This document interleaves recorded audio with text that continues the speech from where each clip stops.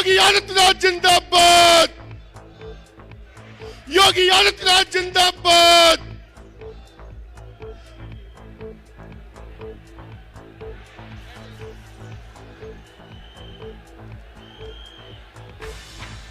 एक बार जोर से बोलेंगे, भारत माता की जय जय श्री राम। मैं निवेदन करूंगा जिलाध्यक्ष आदरणीय उदय प्रताप सिंह जी एवं महानगर अध्यक्ष आदरणीय राकेश संघवार जी से कि हमारे माननीय मुख्यमंत्री जी का स्वागत करें।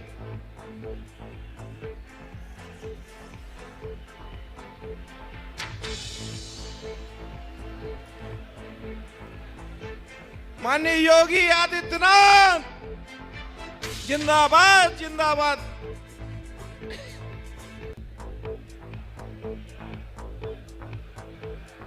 मैं निवेदन करूंगा जिलाध्यक्ष आदरणीय उदय प्रताप सिंह जी से कि कृपया आए और स्वागत में 2 शब्द बोले।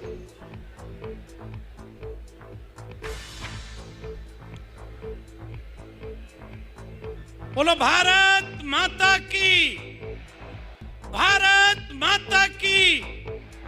योगी आदित्यनाथ जी, योगी आदित्यनाथ जी, अब की बार फिर एक बार आज सिरसागंज की पावन धरती पर हम सबके नेता,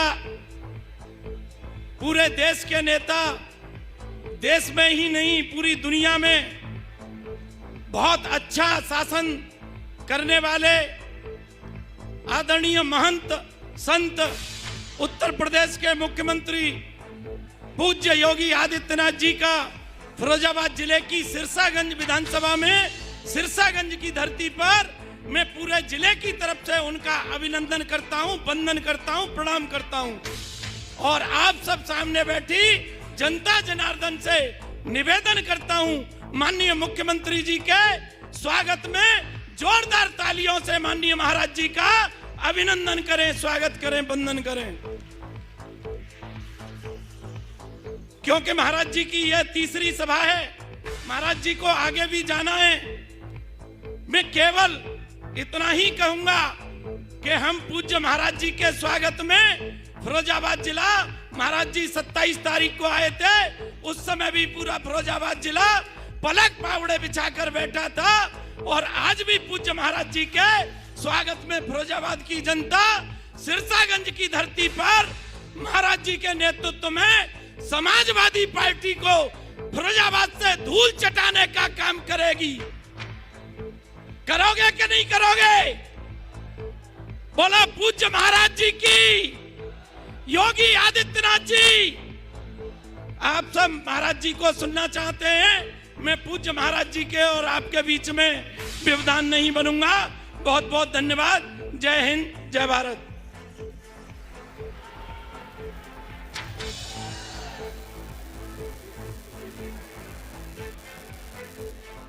मैं निवेदन करूंगा केंद्रीय मंत्री माननीय प्रोफेसर एसपी सिंह बघेल जी से कि कृपया हम सभी को संबोधित करें।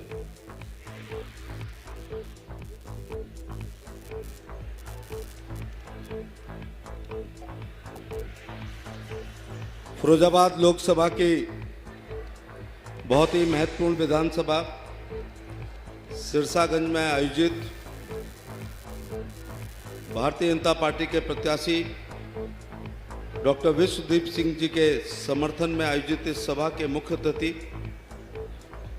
उत्तर प्रदेश के जानदार, शानदार, यशस्वी, तपस्वी मुख्यमंत्री आदरणीय योगी आदित्यनाथ जी, हमारे जिला अध्यक्ष उदय प्रताप जी, महानगर अध्यक्ष राकेश संघवार जी, श्री ब्रज बहादुर भारद्वाज जी, डॉक्टर चंद्रसेन जादौन, हमारे सांसद जी शंकर शर्मा जो लोकसभा प्रभारी हैं, बाबूराम निषाद जी राज्यसभा एमपी, ठाकुर विश्वदीप सिंह जी लोकप्रिय प्रत्याशी, श्री हरिओम यादव जी, प्रेमपाल सिंह धनगर जी, मनीष असीजा जी, हमारे तीनों बहुत ही लोकप्रिय विधायक, वृंदावन लाल गुप्ता, इस इलाके से विधायक रहे, इसके बगल से शुकाबाद से विधायक रहे श्री हरिओम यादव, रामगोपाल पप्पू लोधी, ओम प्रकाश शर्मा, शिव सिंह चक, मोहनदेव शंकवार, ये सभी विधायक हैं हमारे, राकेश बाबूजी, मंचासीन सभी सम्मानित नेतागण, बुजुर्गों, नौजवान साथियों, माताओं बहनों। 7 तारीख को आगरा लोकसभा के साथ साथ फिरोजाबाद लोकसभा का भी चुनाव है। मैं अपनी लोकसभा का चुनाव प्रचार छोड़ के, मोदी जी ने जब कहा है कि अब की बार 400 पार, तो 400 पार में थोड़ी सी सहायता करने के लिए आगरा से अपना चुनाव प्रचार स्थगित करते हुए रोड शो आपके बीच में आया हूं। ये चुनाव राष्ट्र विरोधी और राष्ट्रवादी पार्टियों के बीच में है।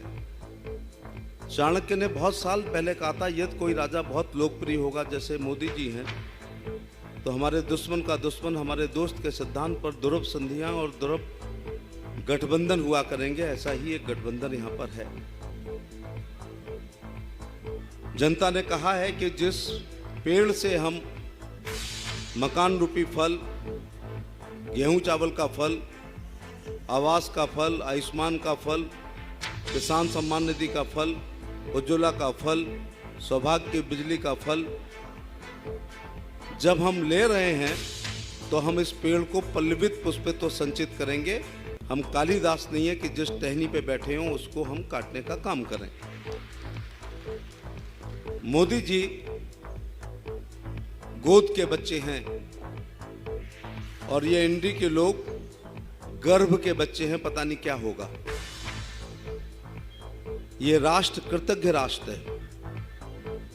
एक सर्वे ने कहा है, मैं उससे पूरी तरह से सहमत हूं, यदि भारत में जातवाद ना होता, यदि भारत में गोत्रवाद ना होता, यदि भारत में कट्टर अल्पसंख्यक लोग ना होते, यदि भारत में अपनी अपनी जात के नेताओं के खूंटे से बंधे हुए अंधभक्त ना होते, तो उत्तर प्रदेश में केवल मोदी जी और योगी जी के लाभार्थी वोट दे दें तो 80 की 80 सीटें पर कमल खिलेगा। मुंह खाता है तो आंखें झुकती हैं। आयुष्मान में 5 लाख में इलाज होता है तो प्रधानमंत्री जी को आयुष्मान भव कहते हैं। मैं सपा बसपा के लोगों से कहना चाहूंगा कि यदि आप ये कहते हैं कि क्या ये मोदी जी जेब से दे रहे हैं, तो मैं ये कहना चाहूंगा कि भारत के संविधान में परम पूज्य बोधसत्व भारत रत्न बाबा साहब भीमराव अंबेडकर ने कहीं लिखा ही नहीं था कि आवास देना सरकार का कर्तव्य है, रहना आपका अधिकार है। 5 किलो गेहूं चावल देना सरकारों का कर्तव्य है और उसका इस्तेमाल करना आपको अधिकार है। ये लंबी बात हो जाएगी। ये मैंडेटरी नहीं है, ये ऑब्लिगेटरी योजना है। यदि मोदी जी गरीब घर में ना पैदा होते तो शायद ये योजना ना होती। मैंने तो पार्लियामेंट में एक दिन कहा है कि जब तक लोकसभा के चुनाव से प्रधानमंत्री चुना जाए तो हे भगवान, महागरीब आदमी को इस देश का प्रधानमंत्री बनाना, लेकिन दिल्ली आकर के उसको गरीबी याद रहनी चाहिए। मुंशी प्रेमचंद की पूछ की रात एक कहानी है जिसको डनलप पिलो और एसी में रहने वाले याद करके 90% नंबर ला सकते हैं, लेकिन उसके दर्द को और मर्म को वही समझ सकता है जिसने पूछ की एक ठंडी रात एक पिछौरा में काटी हो, चादर में काटी हो। मोदी जी ने काटी है। 10 बाई 12 के मकान में रहे, माँ ने चौका बर्तन किया है, खुद ने चाय बेची है। क्योंकि मुख्यमंत्री जी को रात 10 बजे तक प्रचार में जाना है, इसलिए मुझे लंबी बात न कहते हुए, और मैंने पहले ही अनुरोध किया था कि फिरोजाबाद लोकसभा से रिश्ता है, टूंडला से एमएलए रहा, आपने ही मुझे कैबिनेट मंत्री बनाया था जो इस लोकसभा का अभिन्न अंग है, तो मैं अपनी विस्तार में बात कहना चाह रहा था पहले बोल करके। इसलिए मैं मुख्यमंत्री जी को आखिरी जनसंपर्क वो रात 9:55 पर करते हैं। देश और पूरे हिंदुस्तान में उनकी डिमांड है।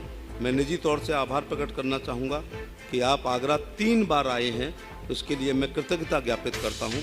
और आगरा का चुनाव में जो गति आपने प्रदान की है, तो मैं वहाँ से आश्वस्त होकर के फिरोजाबाद और मैनपुरी वह भी मैं अनुरोध करने के लिए आपके बीच में आया हूँ। लेकिन सिरसागंज के लोगों को और फिरोजाबाद को एक अंतर महसूस करना चाहिए कि जब सपा की सरकार थी तो कोई बहू बेटी सुरक्षित नहीं थी, दुकान मकान प्लॉट सुरक्षित नहीं था।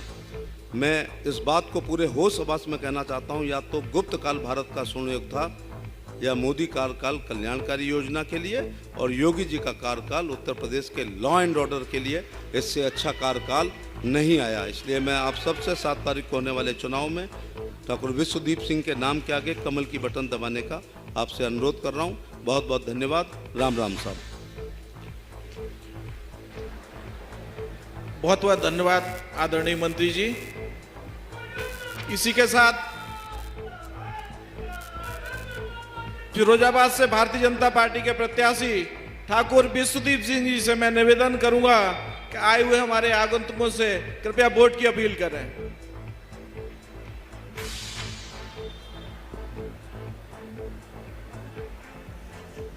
आदरणीय अध्यक्षद्वय,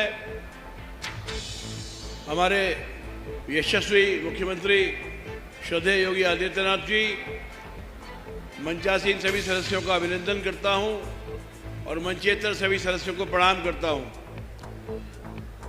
साथियों, मैं भारतीय जनता पार्टी के प्रत्याशी के रूप में आपके सामने प्रस्तुत हूं।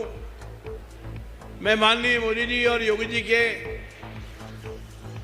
नामित अभ्यर्थी के रूप में आपके सामने प्रस्तुत हूं और मैं जानता हूं कि आप माननीय योगी जी को सुनना चाहते हैं। इसलिए मैं उनके और आपके बीच में बहुत बाधा न बनते हुए आपसे अपील करता हूं कि आने वाली 7 तारीख को मेरे पक्ष में तृतीय स्थान पर जो कमल का फूल का बटन है उसको दबाकर मुझे अवसर दीजिए कि मैं फिरोजाबाद की जनता का लोकसभा में प्रतिनिधित्व कर सकूं। मैं श्रद्धेय योगी जी का हृदय से आभार प्रकट करना चाहूँगा कि उन्होंने दूसरी बार आकर आपको संबोधित करने के लिए मेरे ऊपर कृपा की, आप सबके ऊपर कृपा की। मैं आप सबसे अनुरोध करता हूं, कृपया आज की इस मीटिंग का संदेश अपने अपने घर गांव में जाकर कहकर मेरे पक्ष में एक माहौल बनाने का काम करिए और भारतीय जनता पार्टी के प्रत्याशी यानी मुझ विश्वदीप सिंह को एक अवसर दीजिए कि मैं लोकसभा में आपका प्रतिनिधित्व कर सकूं। जय भाजपा, जय भारत।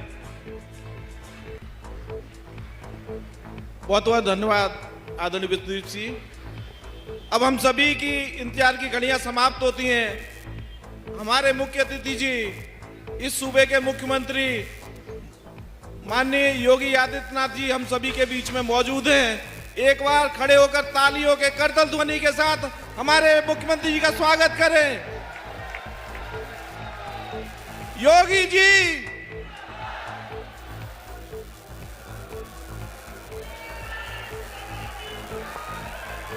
भारत माता की। ये सिरसागंज की आवाज नहीं है। बहनों और भाइयों, इतने जोर से आवाज पहुंचाइए कि दिल्ली तक आपकी अग्रिम आवाज पहुंचे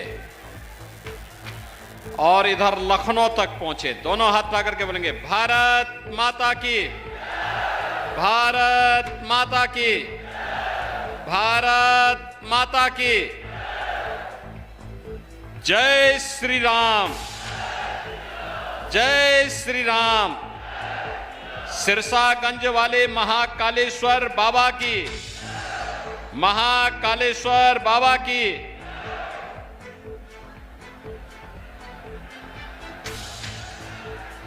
बाबा नीम करौली की इस पावन स्थली को कोटि कोटि नमन करते हुए सिरसागंज और फिरोजाबाद से जुड़े हुए आप सभी बहनों और भाइयों का मैं हृदय से स्वागत करता हूं, अभिनंदन करता हूं। मंच पर उपस्थित भारतीय जनता पार्टी के जिला के अध्यक्ष श्री उदय प्रताप सिंह जी, महानगर अध्यक्ष राकेश संखवार जी, केंद्रीय मंत्री प्रोफेसर एसपी सिंह बघेल जी, सांसद डॉक्टर चंद्रसेन जादौन जी, प्रदेश उपाध्यक्ष श्री ब्रिज बहादुर भारद्वाज जी, माननीय सांसद श्री बाबूराम निषाद जी, महापौर श्रीमती कामनी सुरेंद्र राठौर जी, हमारे माननीय विधायकगण श्री मनीष असीजा जी, प्रेमपाल धनखड़ जी, रामचंद्र प्रधान जी, पूर्व विधायक श्री हरिओम यादव जी, राम गोपाल पप्पू लोधी जी, ओम प्रकाश वर्मा जी, शिव सिंह चक जी,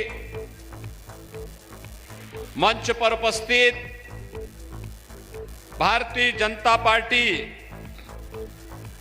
और एनडीए के लोकप्रिय प्रत्याशी ठाकुर विश्वदीप सिंह जी और उपस्थित सभी बहनों और भाइयों,